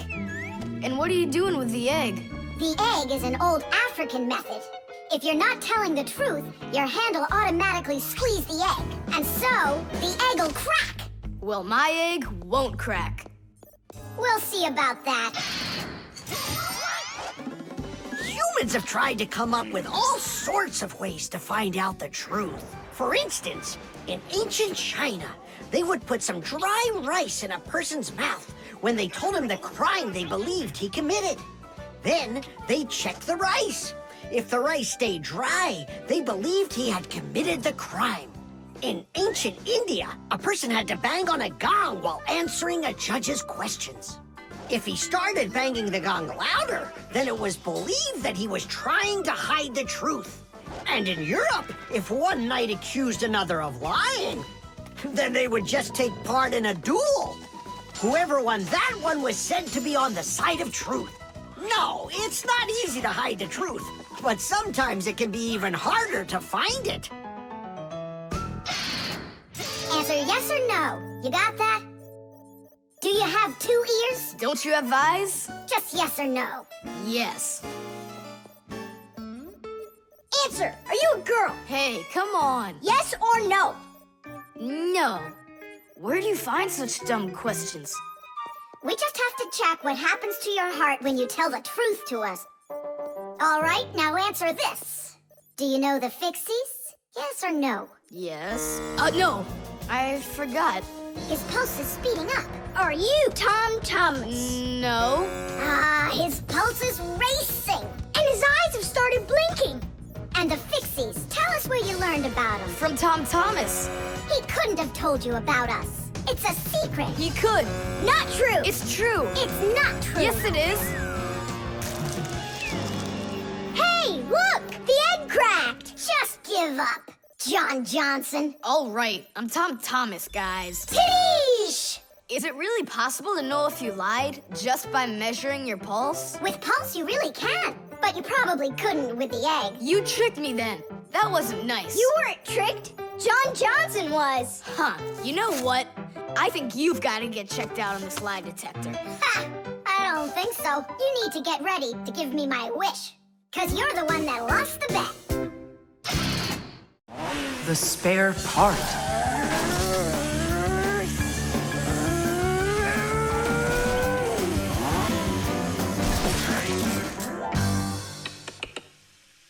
Hey, what's going on?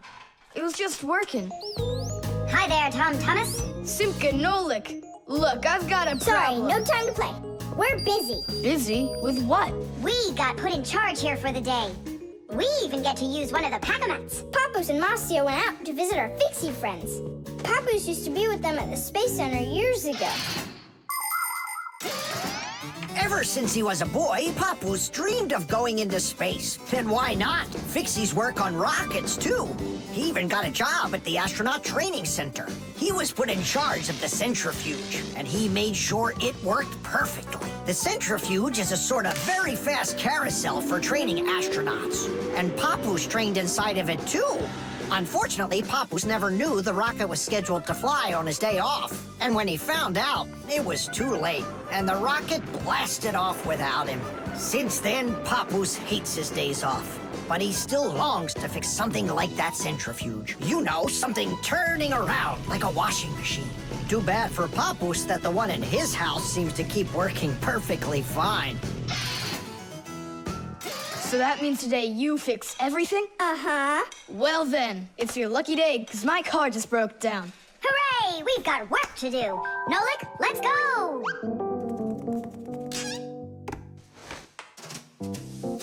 Well, what broke down here? Wait a sec. Here, this part burned out. It's all covered in black. I wonder where we can get the same part, but a clean one. A clean one? Nolik! Genius! There's the same exact part inside the dishwasher. We can take it from there. Come on!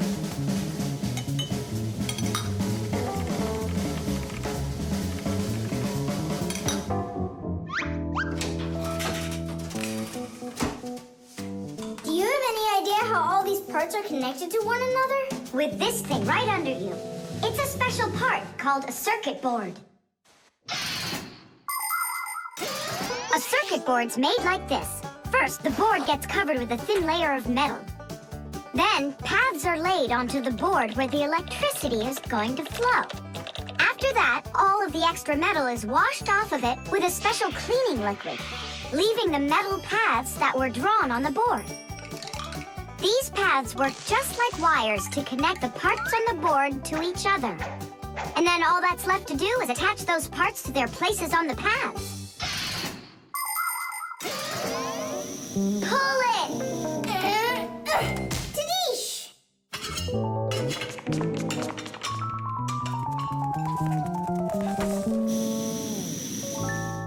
Tom Thomas, Tadish! Hooray! It works again. Tom Thomas, I'm about to start the dishwasher. Are there any dirty dishes in your room? Nah. Slow down! Slow what down? Slow down your mom. We took the new part out of the dishwasher, see? Mom, wait! Don't start it! You need to put in this one, dirty cup. Nolik, follow me. Inside the TV's the same part.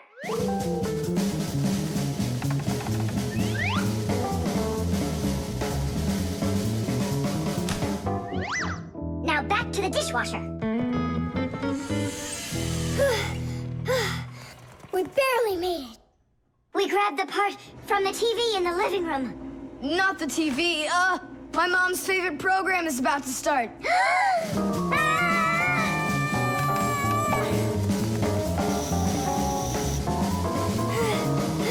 The television is working now. And where'd you get the part for it? From your dad's computer in his office. Hi, everybody. I'm home. Hi, hon. Are you ready for dinner? In a bit. I've got to finish a little work on the computer. Simka, hurry! Where else can we find that part? Stop. That's enough running. Here, take it back from the car. And then we put the part back into the computer and it started working again. Oh, that was really silly. Remember, you little experts, never repair any device at the cost of another one. I understand now. And I understand. If you were smart, you could have taken the part out of the old radio in the closet. Papus, but you know the radio wouldn't work then. That old thing hasn't been working for years. Marcia and I have pulled out half those parts already. The compass.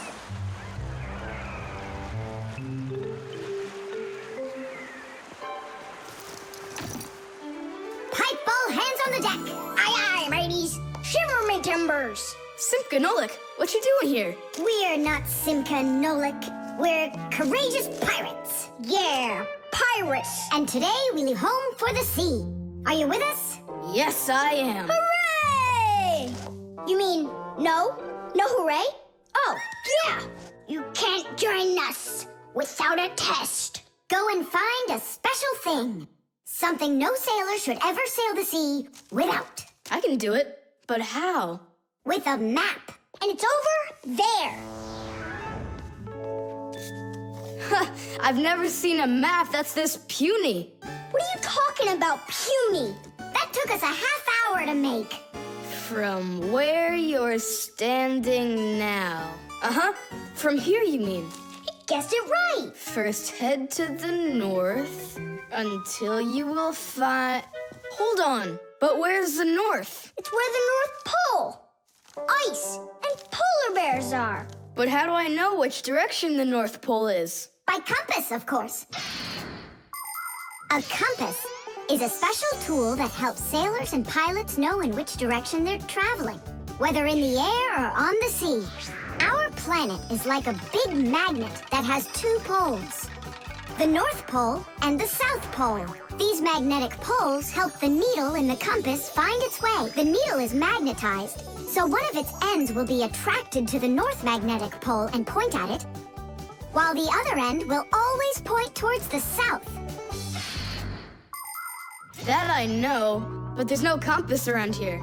Then let's make one by ourselves. Out of what? We can use a needle. We just have to magnetize it. And how's it supposed to turn around? In a saucer of water.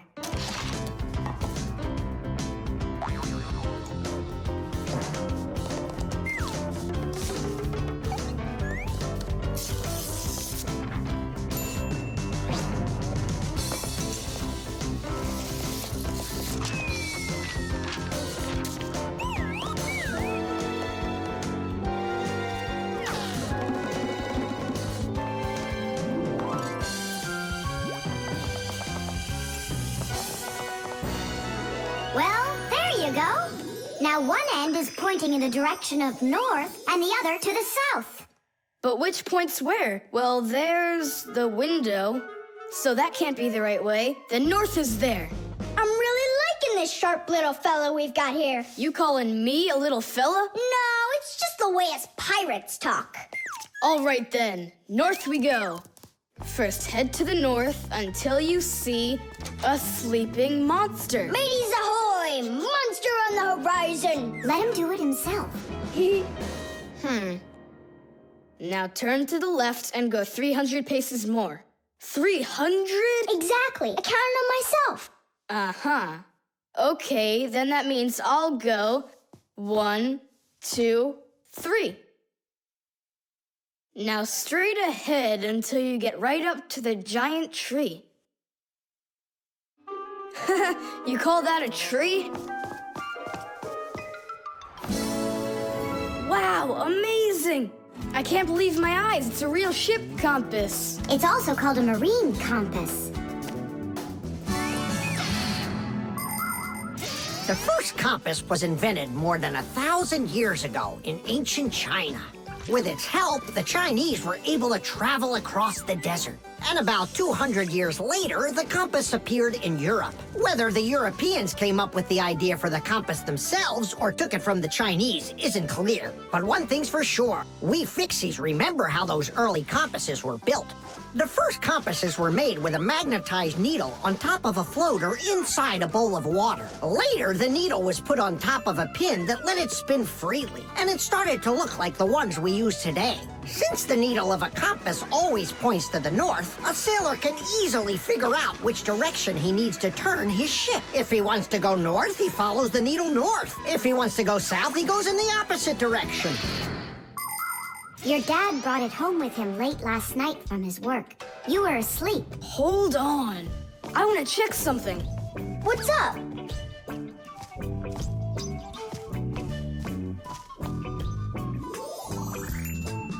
Yeah, they line up together. Of course they line up. If not, how else would you have gotten here? We're done with the needle. It has to go back. First head south 600 paces. 6 for you, matey. The alarm. Hey there! I'm back. Yoo-hoo! Wait, my chocolate bunny! It was standing right here. What's this, a dog? Not that one, another one. I had 2 bunnies. I just got them as a present. You had 2 bunnies? Are you sure of that? Of course. You think I don't know my 1s from my 2s? Huh. Then someone stole one. Unless. You went and ate it yourself. Me? How come I don't remember anything about it? Maybe you're a sleepwalker. What is a sleepwalker? Someone who gets up from his bed at night without waking up. He crosses the room, eats one of his chocolate bunnies, and doesn't remember a thing in the morning. But in the morning, the bunny was still there. Yeah? Huh. How about your mother? Could she have taken it? She doesn't like when you're eating too much candy. No, she doesn't. She says that candy's terrible for my teeth. And so, to save your teeth from these sweets, she snuck quietly into your room, snatched one of the rabbits, and ate it. But Mom's the one who gave them to me as a present. And so why would she take it? Yeah? Then I just don't know. Well, I do. I think it was your father. He wouldn't steal it. We know he's allergic to chocolate. Next, he'll tell us how the fish took it. You know, I always thought there was something fishy about those fish. No doubt about it. They stole the bunny.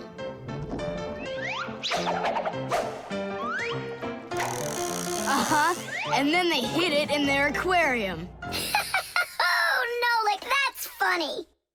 You know what, Tom Thomas? You need to protect that other chocolate hair. Exactly. It has to be eaten right away, now, before it disappears.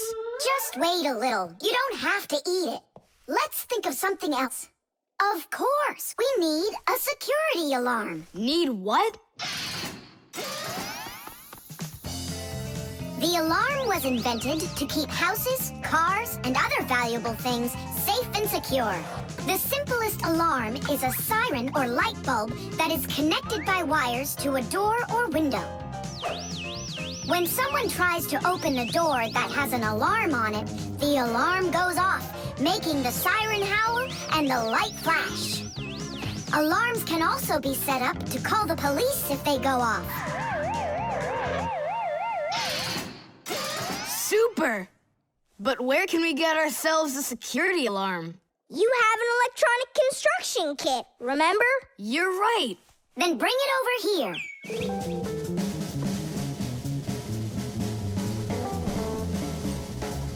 Nolik, help me!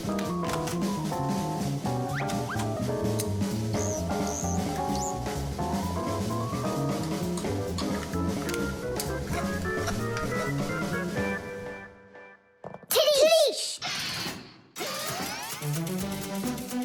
Tidish is the Fixies victory call. When a job is well done and we Fixies are proud of our work, we exclaim, Tidish! And raise up our hand with our thumb and first two fingers sticking out. You want to know what it means? It's very simple. Fixies love solving problems and fixing things that are broken. And do you know what you need to do to solve a problem? First, you need to find out what's broken. Second, understand why it broke. And third, repair what's broken so it works again. So do what the Fixies do and first, find it. Second, understand it. And third, fix it. Tidish! It really is a great word, and it sounds funny. But we Fixies surely like it a lot. Well, Tom Thomas, turn on the alarm. You sure the alarm will work? I'm sure, without a doubt.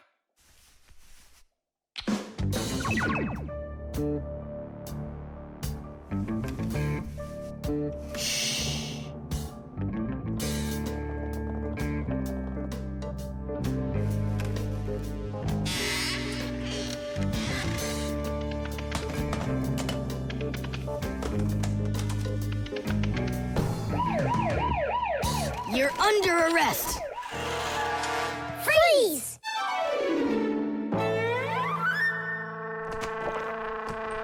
Chusaka? Why are you stealing my chocolate?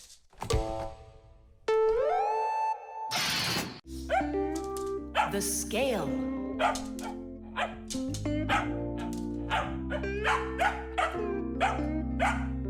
Chusaka, that's enough already. But what if it's something important? Come on, she's just a dog. They say that cats and dogs have a sixth sense that we don't have. What's that? Well, they feel all sorts of things that we humans don't. I better let her in.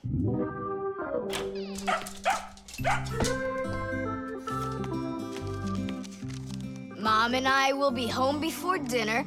Please remember to give Chusaka her food.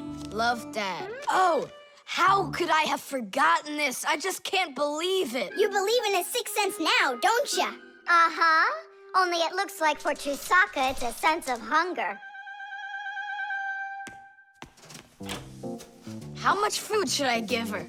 Look, it's all written on that chart. For each kilogram of the dog's weight, serve 1 level scoop at every feeding.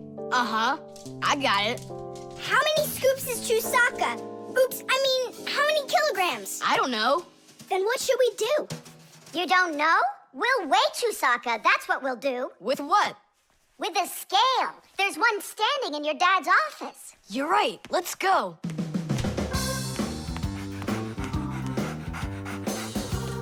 I was wondering, does it bother your mom that only your dad has his own office and not her? Nah, Mom says she's got her own office. It's called the kitchen. Hey, look, there's the scale. Did you know that humans have had scales like this for more than 7,000 years? If we want to find out how much something weighs, we need to compare it with something that we already know the weight of. Let's say you need to weigh a watermelon. You put it on the scales pan and it drops down.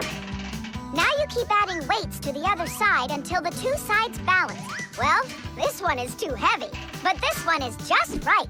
Since the weight is 10 kilograms, it means that the watermelon weighs 10 kilos. And that's just how simply a scale works. Well, should we start? Chusaka! Right, like she's gonna come running. How are you gonna get her away from that bag? Huh, I know how to get her.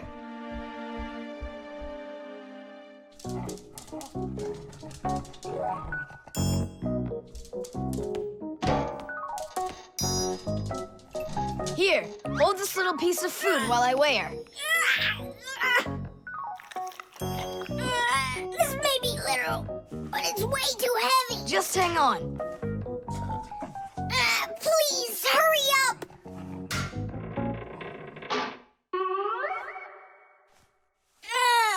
Come on!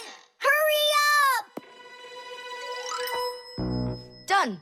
Her weight is 2 kilograms.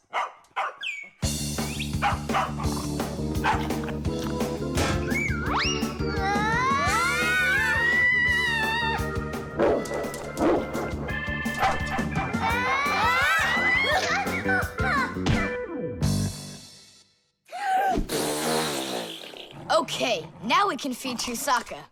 Chusaka weighs 2 kilograms, so 2 cups will be just right then. Do you think that you can feed your pets any kind of food at all? Oh, no! For them to be healthy, pets just like humans need to have a nutritious diet. Today, there are special pet foods for birds, fish, dogs, cats, and all sorts of other pets. These foods are made with everything your pets need to stay healthy, like meat, fish, fruits, grains, vegetables, and vitamins. These kinds of foods give pets a well-balanced diet, and there's no need to cook them. They're ready to eat. Just pour them in a bowl and your dog will be happy. And so will your cat, and your bird, and your fish, too. Just be careful not to mix them up, because what's good for a fish isn't good for a dog. Each animal needs its own special food.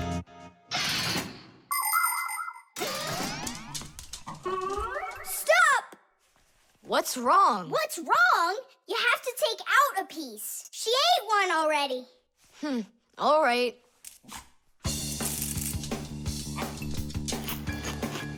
So, that's 6 cents. You still think it's true, right?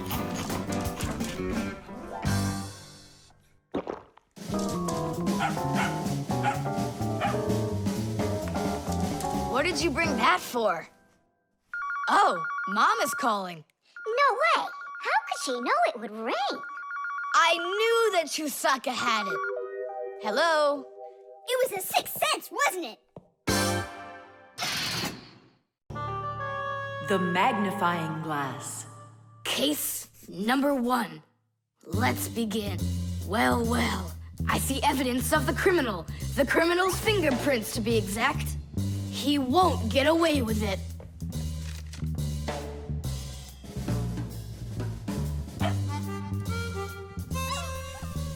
Why do you think she's just looking at us instead of chasing us? Oh, maybe she can't see us and we're invisible. Then how come I see you? Simka, Nolik, be careful. Don't destroy the tracks. What kind of tracks? Whose tracks are they? Shh, I have to solve a crime. A crime? What kind? Someone stole a wing from this plane, but I'm on the trail. Take a look at that fingerprint. I'm looking. Well, and so? Each fingerprint is unique, so if you can find fingerprints, that means you have a good chance to find out who left them. Class! It's been known for quite a long time that all humans have their own unique fingerprints. It's true. No two people have the exact same fingerprints, and this fact helps the police catch criminals. It starts by finding fingerprints at the scene of the crime. Then the police compare those fingerprints with the fingerprints of someone who may have committed the crime. If they match, they found the criminal. This method is called dactyloscopy. Besides catching criminals, fingerprints can also be used to replace ordinary keys. When you press your finger against a special electronic lock, the lock recognizes your fingerprint, and then it's please come on in. By the way, unlike humans, we Fixies don't leave fingerprints anywhere, and that's why even the police can't find us. Now we'll put a dog on the scent of the criminal. Chusaka, sniff. Pick up the trail. Now go find Hey, what's wrong? Chusaka's broken. We've got to fix her then. How? She's not a vacuum cleaner. She's a real live dog. Fixies know how to fix it all. Not true. Almost all. The first thing we have to do is a thorough inspection. Let's see now. Her eyes are looking quite healthy. Good. Tails in one piece. Ears are clean. Yeah. Tongue, rosy pink. Tom Thomas, stand her up on all 4 feet. No, paws, I mean. Uh-huh. Chusaka, go on, you're fine. Now I understand. Here's what's out of order. It's her right paw. But I can't see what's wrong. I wonder if something's broken on the inside. Wait, maybe something really small is stuck in her paw there. Tom Thomas, we need your lens. Here. In order to examine a small object, you need a lens. A magnifying lens is a special piece of glass that is thicker in the middle than on the sides. It bends the light that passes through it. And that is why, if you put this kind of lens between your eyes and something small, it looks like the thing got bigger. If you put 2 lenses in a frame, you get a pair of glasses. And if you add a handle to the lens, you get a magnifying glass.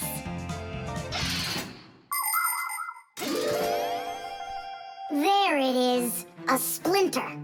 It's glass, I think. Looks like it. You're right.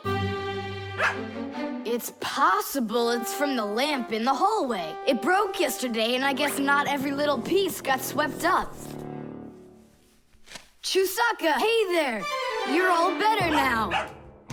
Looks like we fixed her. Tadish! She's all repaired and working. Maybe we shouldn't have cured her. Ungrateful dog. Simka, Nolik, here it is! The wing that was lost. Yeah, that's great, only you still have to figure out who hid it underneath the bed there. Yeah, you still need to match the fingerprints. The fingerprints on the wing are the same as on the plane, but whose are they? And did you check your fingerprints out? Huh, all the fingerprints are mine. So I guess it was really my own fault. I just lost it somehow. So it turns out that you were the criminal? Hooray! The crime's been solved! And you, Tom Thomas, are the criminal!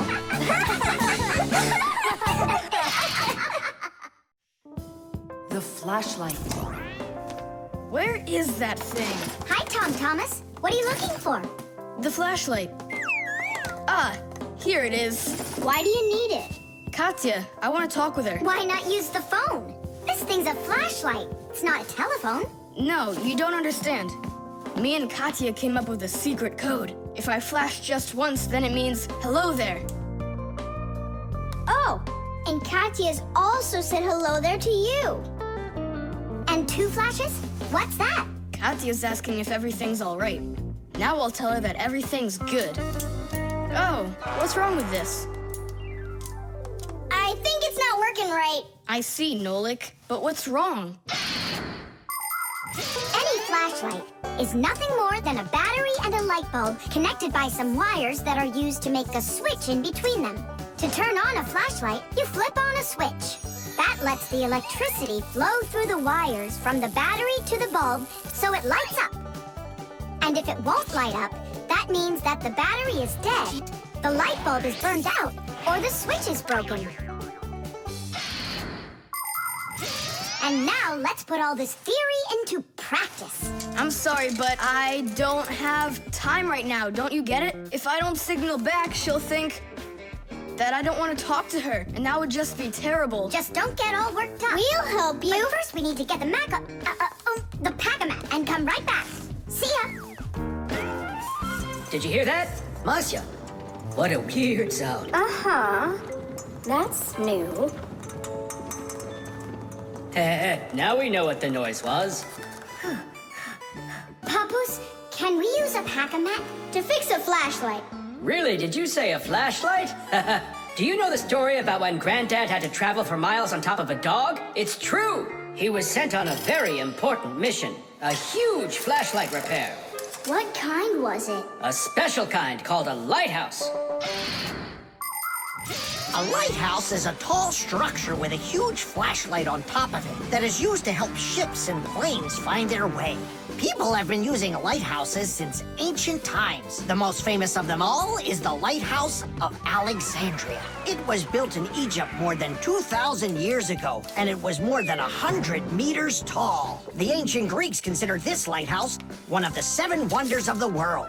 In ancient times, people would burn big fires on top of lighthouses. Today, the light comes from powerful electric bulbs. Many of today's lighthouses not only give off light, but they send radio signals, too. Yes, thanks to lighthouses, ships and planes for miles around learn where they need to sail or where they've got to fly in order to stay safe. And thanks to that heroic deed of your grandfather, that big old lighthouse started working. Since then, not a single ship has ever gone astray. Simka! And what if we don't just fix the flashlight, but we do something heroic? Like Grandpa's did. Uh-huh. All right. What do you say? Let's jump on the back of this dog and get moving.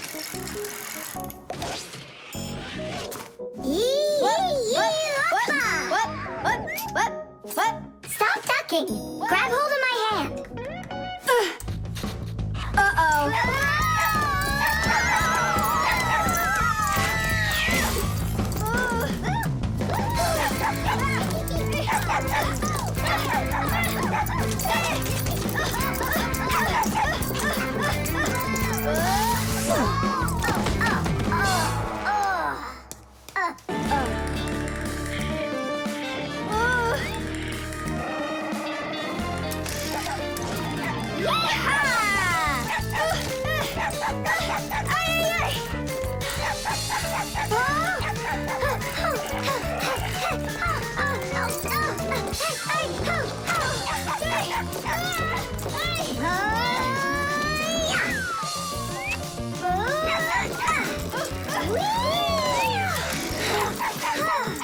Chusaka, no!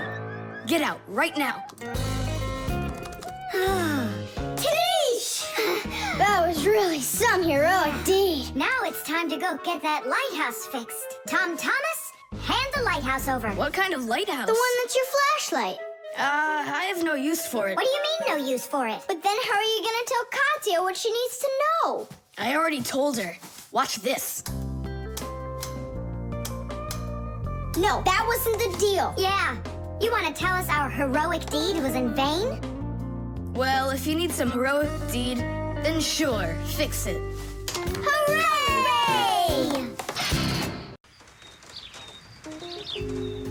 The thermos.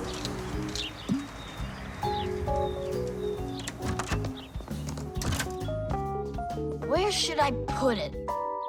Put what, Tom Thomas? Oh, it's you. My ice cream. Are you joking? Eat it! I can't.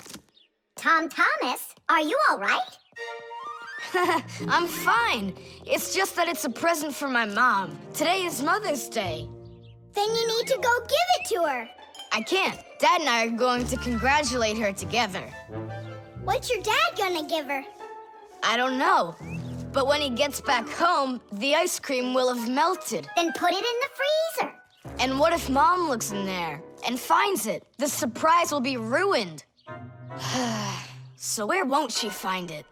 I'll tell you where. Inside of your dad's office. I don't see any place to hide it here. There's no freezer or anything. Why don't you take a look inside the box? Here's a thermos. But what good is it to me? Thermoses are for keeping things hot. The ice cream will melt in there. It will not. A thermos is made by putting one bottle inside of another. Between the bottles is an empty space, and that's the secret of a thermos. That space stops heat from getting out or in. So if there's hot tea inside, the empty space doesn't let the heat from the tea get out. And if there's ice cream in the thermos, the space stops the heat that's outside from getting in. And that's how a thermos keeps hot things hot and cold things cold.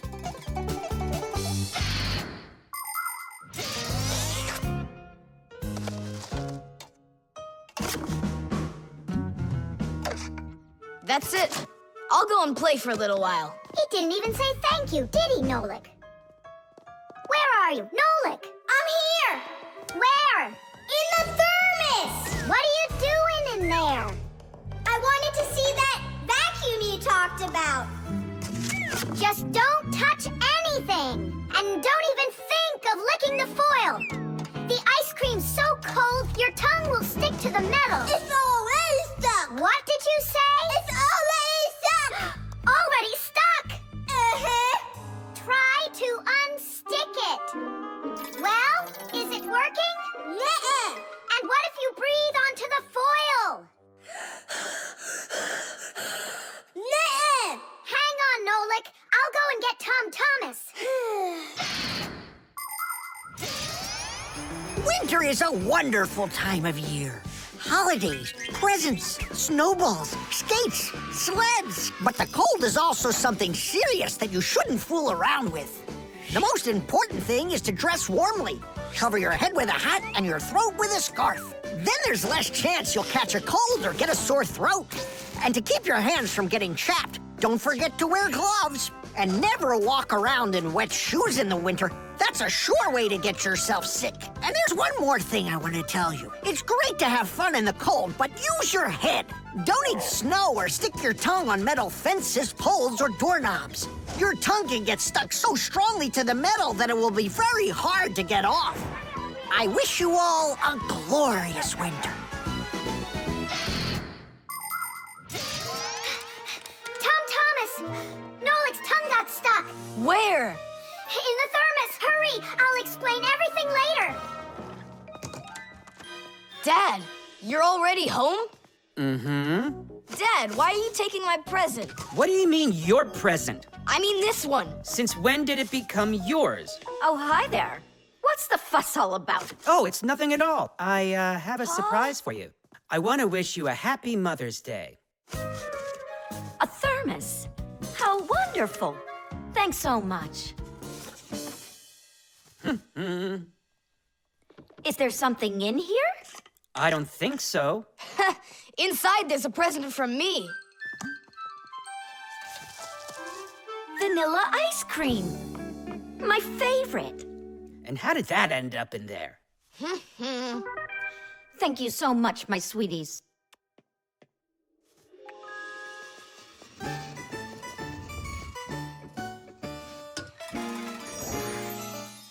Nolik, you got me so scared. Thank goodness you thought of turning into a screw inside of there. Uh-huh. Does your tongue hurt? Uh-huh. Do you think you can talk again? I can talk. Oh, that's good. We better hurry. We still need to go and wish our mother a happy Mother's Day. And you should too. The tin can. Well, what else goes? A flashlight. It's good to have when you're camping. Listen, Tom Thomas. Just leave a little room for me in there. I'm good to have when you're camping too. I'll leave you some room. Just hide in there so Dad won't see you. And you can't tell Simka anything about me going with you. All right. And last on the list, a few cans of meat. Hi, Tom Thomas. Have you seen Nolik? No. Then who did I just hear you talking with? I was just reading the label. Huh. Where did Nolik run off to?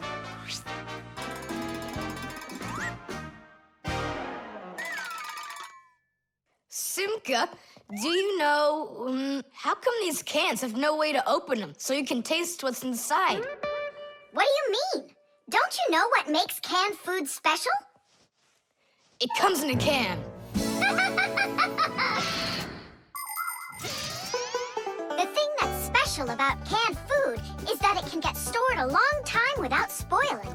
You see, meat and vegetables spoil when harmful bacteria start multiplying inside of them. So, if you can get rid of the bad bacteria or stop them from getting into the food will last a long time. That's why jars and cans are sealed very tightly. This stops harmful bacteria and air from getting inside and spoiling the food. So you're telling me that Nolik's not here, right?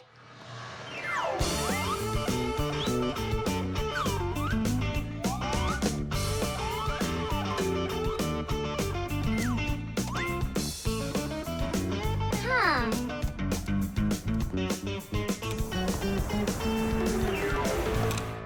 So it looks like he's really not here.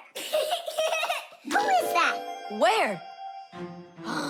Oh, right, now I remember. There's another can I should take with me. There's something fishy happening here. Hey, guys. My mom threw this can out a long time ago, but I hid it for later. I knew I'd use it someday. And who were you talking to when you said guys? Moi? You're here and I'm here, and that's two of us. Look at this great can I got.